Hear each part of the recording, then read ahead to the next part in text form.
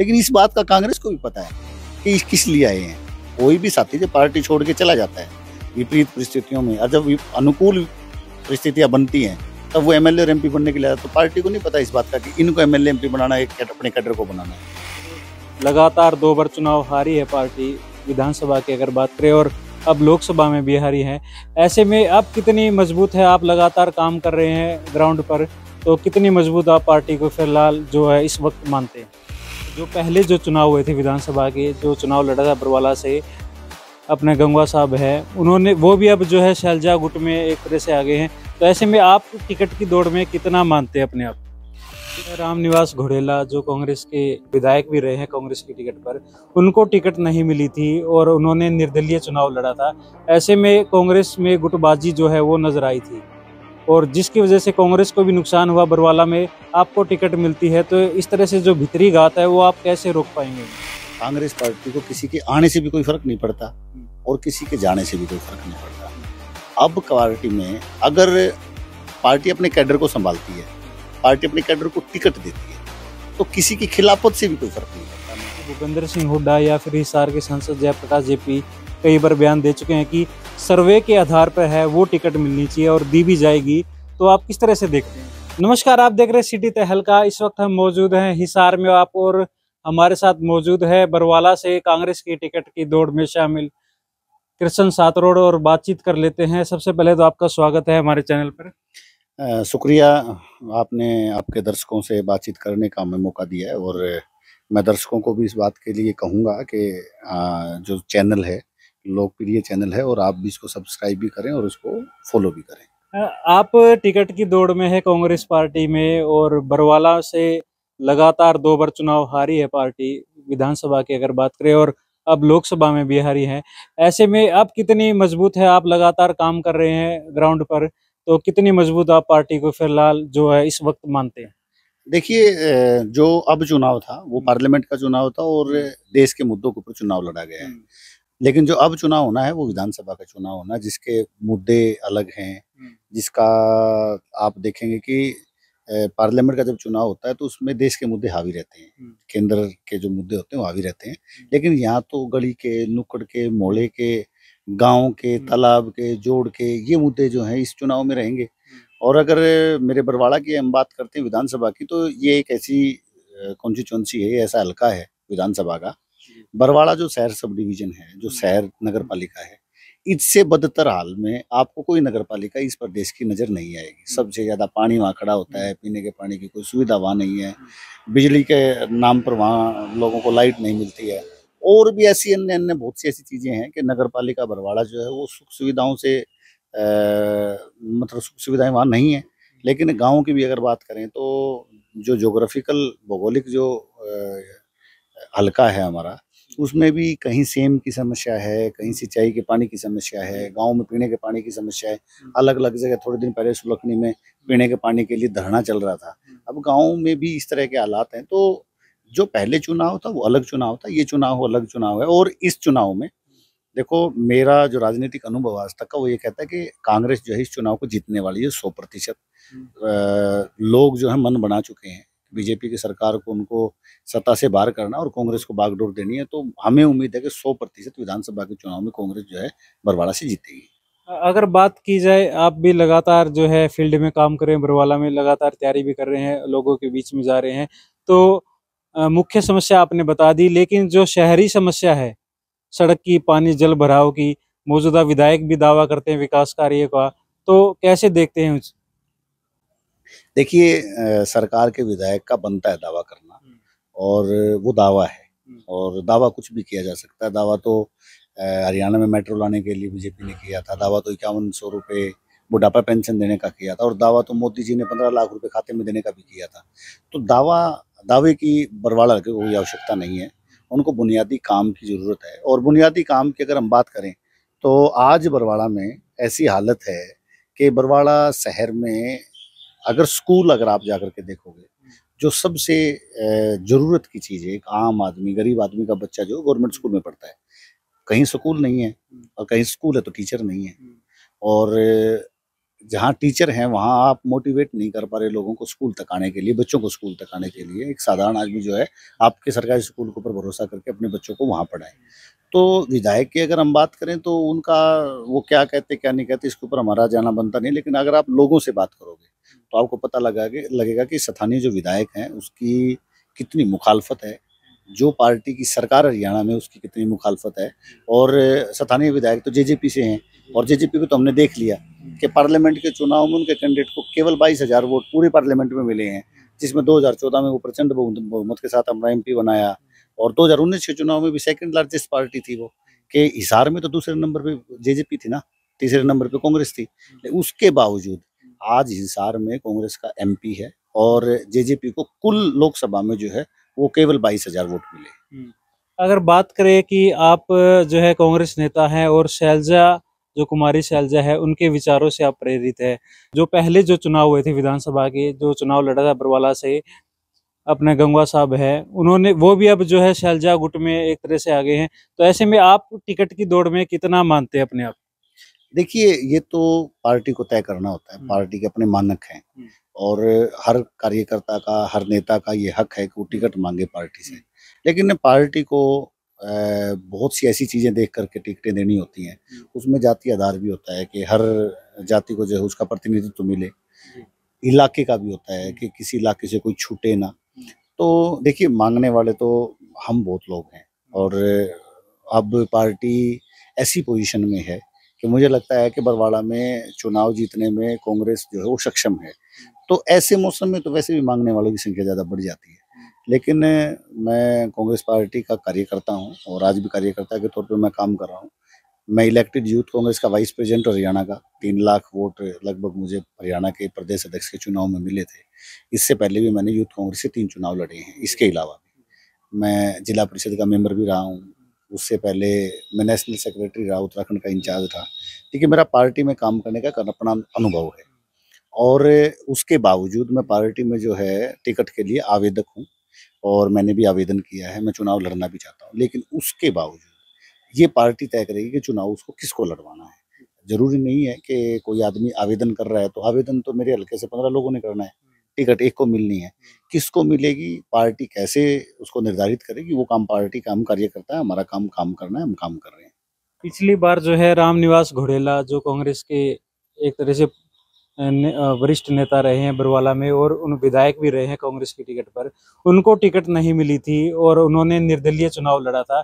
ऐसे में कांग्रेस में गुटबाजी जो है वो नजर आई थी, और जिसकी वजह से कांग्रेस को भी नुकसान हुआ बरवाला में। ऐसे में अगर आपको टिकट मिलती है तो इस तरह से जो भीतरी घात है वो आप कैसे रोक पाएंगे? देखिए, मैं तो एक बात कहूँगा, मेरे उसमें बात कहना तो एक बड़ी बात हो जाएगी, लेकिन मैं एक बात कहता हूँ, पार्टी जिसको टिकट देगी मैं उसके साथ हूँ। ये फैसला सामने वाले का होता है कि अगर पार्टी मुझे मौका दे तो उनका क्या फैसला रहेगा, देखो वो तो वो जाने। उम्मीद हम सब लोग करते हैं। देखिए, एक सीधी सी साधारण सी बात है कि मैं पार्टी का कार्यकर्ता हूँ, पार्टी से चुनाव लड़ना चाहता हूँ, और ये उम्मीद करता हूँ कि जब मैं चुनाव लड़ूं तो पार्टी के जितने भी कार्यकर्ता हैं या नेता हैं वो मेरी मदद करें, जिससे मैं अपने चुनाव को जीतने में सफल रहूं। ऐसा ही दूसरे साथी भी सोचते हैं। अगर जो चीज, ये मेरा दोहरा मापदंड होगा, अगर मैं ऐसा सोचता हूँ कि सब लोग मेरी तो मदद करें लेकिन बाकी मैं किसी की मदद ना करूं। देखिए, बाकी नेता जो भी यहाँ से टिकट मांगते हैं, जो भी दावेदार हैं, वो तो बात आपको वही बता पाएंगे, लेकिन मैं आपको मेरी तरफ से कहता हूँ, जो कांग्रेस पार्टी फैसला करेगी, जिसको कांग्रेस पार्टी टिकट देगी, मैं कार्यकर्ता होने के नाते कृष्ण सातोड़ जो है उसके साथ रहेगा। वो अंतिम व्यक्ति होगा, अगर जिसको टिकट मिलेगी तो मैं उस अंतिम व्यक्ति के साथ रहूंगा। मेरा तो यही मानना है। आपने पिछली बार का जिक्र किया, देखिए, अगर हम राजनीति में हैं तो राजनीति एमएलए, एमपी, चेयरमैन ये ही बनने की नहीं होती है। राजनीति विचार की है, और मैं कांग्रेस पार्टी के विचार से जुड़ा हुआ आदमी हूँ। मैं कैडर हूँ पार्टी का, और मैंने आज से शुरुआत नहीं करी थी। मैं 2004 में जब 18 साल का था तब मैंने एनएसवाई से जुड़ा था, और आज मेरी उम्र 38 साल है। मैं लगभग 20 साल से जो है पार्टी के लिए काम कर रहा हूँ, लेकिन मैं पार्टी के साथ विचार से जुड़ा हुआ हूँ। और आपने मेरी नेता कुमारी शैलजा जी का जिक्र किया, उस पार्टी के विचार के अंदर कुमारी शैलजा के विचार पार्टी जैसे विचार हैं, इसलिए वो हमारी नेता है, मेरी नेता है, इसलिए हम उनके साथ जुड़े हुए हैं। तो कोई आदमी, कोई साथी ये माने कि मेरे को पार्टी टिकट दे, मैं विधायक बनूं, सही है, मैं तो कांसा सबकी होती है। लेकिन फिर अगली बार वो ये माने कि अब की बार मेरे को नहीं मिली, किसी दूसरे साथी को मिली है, और मैं अब की बार उसकी मदद ना करके उसके सामने खड़ा हो जाऊं, ये पार्टी का विचार नहीं है। ये तो महत्वाकांक्षी नहीं, अति महत्वाकांक्षी जो सोच है उसको दर्शाता है। और मेरा व्यक्तिगत मानना है, पार्टी ऐसे लोगों को चिन्हित भी करती है, और चिन्हित करने के बाद में अगर कोई आदमी ये सोचे कि भाई लगातार मेरे को ही पार्टी चुनाव लड़वाई, तो पार्टी को भी इस बारे में जानकारी है और बहुत अच्छे से जानकारी है। अगर किसी आदमी को विधायक बनने का मौका दिया है और किसी दूसरे को जब पार्टी ने टिकट दी तो उसने बगावत करी, तो पार्टी के रिकॉर्ड में है। वो इतना आसान नहीं होता कि आप मन करेगा उस तरीके से काम करोगे, तो उसके लिए भी पार्टी जो है अपने तरीके से अपने मानक तय करती है। अगर बात करें कि जैसे कि कल जो है 28 जुलाई को गुरुदक्ष जयंती जो है वो बनाई गई थी। उस दौरान भूपेंद्र सिंह हुड्डा भी पहुंचे थे, उदयबान पहुंचे थे, और रामनिवास घोडेला के घर पर एक प्रेस वार्ता थी। उनके आसपास जो बैठे थे नेता, चाहे घोडेला हो या संपत सिंह हो या जो दूसरे नेता है, वो सारे पार्टी को जब उनको टिकट नहीं मिली विधानसभा चुनाव में, छोड़कर दूसरी पार्टी में चले गए या निर्दलीय जो चुनाव है वो लड़ा। अब एक बार फिर से कांग्रेस में आ गए हैं, तो ऐसे में क्या कहीं ना कहीं जो पुराने कार्यकर्ता है उनको निराशा नहीं होगी?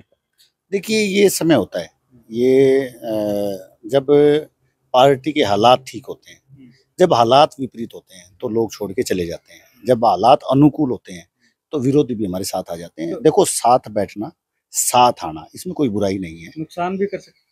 देखिए, नुकसान की बात है, नुकसान तो कर चुके जितना होना था, नुकसान वाला तो कोई मसला ही नहीं है। मैं ये मानता हूँ कि मैंने आपको पहले कहा कि विचार बड़ी चीज है। अब ना, कांग्रेस पार्टी को किसी के आने से भी कोई फर्क नहीं पड़ता और किसी के जाने से भी कोई फर्क नहीं पड़ता।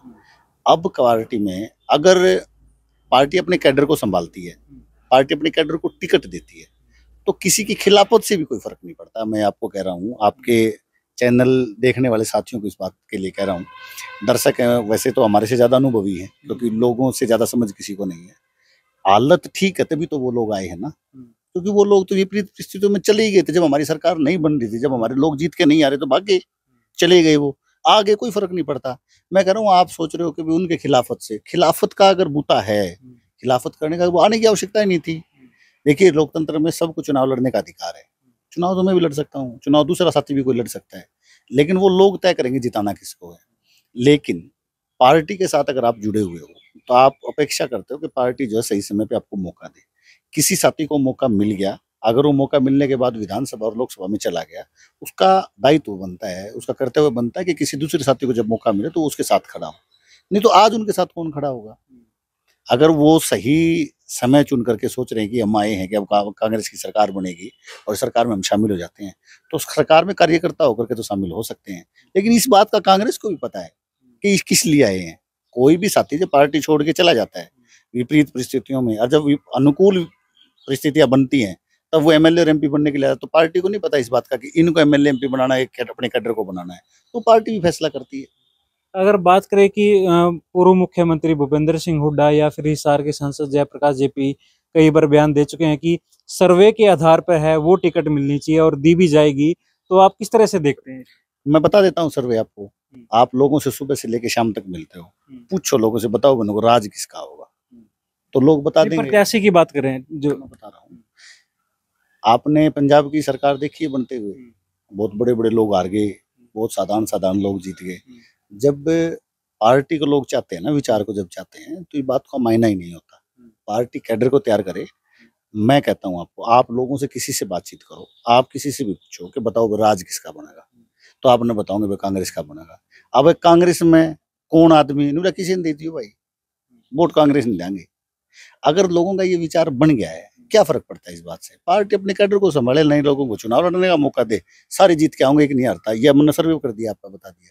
और आप चाहो तो आप कर लो, क्योंकि आपके पास तो फिर भी व्यवस्था ने आपको दत्तू दे रखे है पूछने खातर। आप तो दत्तू को ही पूछ सको। अगर आप दत्तू पे जाके पूछोगे तो लोग 80% ये कहेंगे कांग्रेस पार्टी को हाथ के निशान के ऊपर हम वोट देंगे, कोई आउशन दे देंगे। बरवाला में एक तरह से हुड्डा गुट है, जिसमें रामनिवास घोडेला, राजेंद्र सूरा और कई नाम है। दूसरी तरफ शैलजा गुट है। तो ऐसे में आप कहीं ना कहीं शैलजा गुट से भूपेंद्र गंगवा जी और आपका नाम है, तो कहीं ना कहीं हुड्डा गुट आप पे हावी ना पड़ जाए। देखिए, मैंने पहले भी आपको कहा कि टिकट मांगने वाले लोगों की संख्या बहुत है, और देखो ये तो नेता तय करते हैं कि वो पैरवी किसकी करेंगे, वो चुनाव किसको लड़वाना चाहते हैं। कई बार क्या होता है कि जातीय समीकरण को भी पार्टी को साधना होता है, नेताओं को भी साधना होता है। कई बार ज्योग्राफिकल जो है इलाके को भी लोगों को साधना होता है प्रतिनिधित्व देने के लिए। तो मैं इस बात के लिए आश्वस्त हूँ कि पार्टी मुझे मौका देगी, और उसका आश्वस्त होने का एक ही कारण है कि मैं लगातार 20 साल से इस विचार से जुड़ा हुआ हूँ, पार्टी से जुड़ा हुआ हूँ, और मैं उन सारे क्राइटेरिया को फुलफिल करता हूँ जो हो सकता है दूसरे साथी ना करते हो। इस हल्के का सबसे बड़ा गांव है, 20,000 वोट है हमारे गांव में। हमारी गिनती 20,000 से शुरू होती है, व्यक्तिगत भी हम बात करें तो। लेकिन फिर आप वो गुटों की जो बात करते हो, देखो हम तय नहीं कर सकते। अब हमारी स्क्रीनिंग कमेटी का गठन होगा, उसका चेयरमैन बनेगा, उसके मेंबर बनेंगे। हम सारे साथी जितने भी टिकट मांगने वाले लोग हैं, वो हम स्क्रीनिंग कमेटी के सामने जाएंगे। हम अपनी तथ्यात्मक बातों को उनके सामने रखेंगे कि भाई हम ही उम्मीदवार क्यों, हमारे को पार्टी क्यों लड़वाई, कुछ तो चीजें देखेगी पार्टी। तो मैं ऐसा मानता हूं कि मैं उन सारे क्राइटेरिया को फुलफिल करता हूं। और रही बात गुटों की, नेता अपने अपने तरीके से अपने साथियों की पैरवी करते हैं, जो उनके साथ लंबे समय से काम कर रहे हैं, उनको लगता है कि इनको चुनाव लड़वाया जाना उनके लिए उचित है, तो कोई बात नहीं। ये तो एक हेल्दी कंपटीशन है, हर नेता अपने साथ जुड़े कार्यकर्ता की पैरवी करनी चाहिए। और हम तो इस बात के लिए नेताओं से आग्रह भी करते हैं कि अपने साथियों की पैरवी करनी चाहिए उनको। धन्यवाद। ये थे कृष्ण सातरोड़, जो दावा कर रहे थे कि कांग्रेस पार्टी उन्हें टिकट देगी और टिकट मिलने के बाद अगर वो जीतते हैं तो हलके का पूर्ण रूप से विकास कार्य है वो करा पाएंगे। देखते रहे सिटी तहलका, वीडियो को लाइक और शेयर करें।